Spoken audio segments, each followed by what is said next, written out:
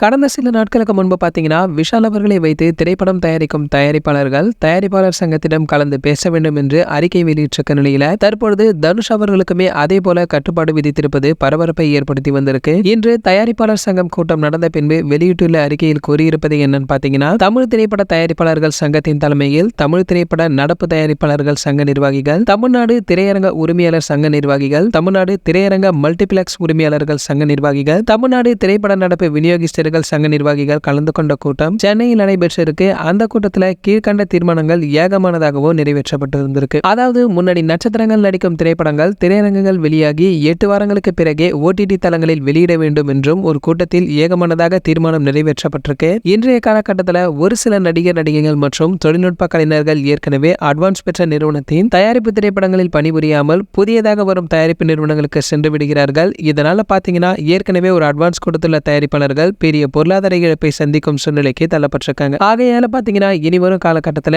எந்த ஒரு நடிகர் நடிகை மற்றும் தொழில்நுட்ப கலைஞர்கள் தயாரிப்பாளரிடம் அட்வான்ஸ் பெற்றிருந்தால் அந்த திரைப்படத்தினை முடித்து கொடுத்து விட்டு அடுத்த திரைப்படங்களுடைய பணிகளுக்கு செல்ல வேண்டும் என்ற இந்த கூட்டத்திலுமே பேசி முடிக்கப்பட்டிருக்காங்க. மேலும் நடிகர் தனுஷ் அவர்கள் பல தயாரிப்பாளர்களிடம் முன்பணம் பெற்றிருக்கும் சூழ்நிலையில இனிவரும் காலங்களில் தயாரிப்பாளர்கள் நடிகர் தனுஷ் அவர்கள் நடிக்கும் புதிய திரைப்படங்களுடைய பணிகளை துவங்குவதற்கு முன்பாகவே தமிழ் திரைப்பட தயாரிப்பாளர்கள் சங்கத்தினை கலந்து ஆலோசிக்க வேண்டும் என்று கேட்டுக்கொள்ளப்படுகிறார்கள். இந்த சம்பவம் அறிந்த சூப்பர் ஸ்டார் அவர்கள் தயாரிப்பாளர் சங்கத்தினை தொடர்பு கொண்டு தனுஷ் அவர்களுக்காக இந்த பிரச்சனையுமே முடித்து வைத்திருக்காரு.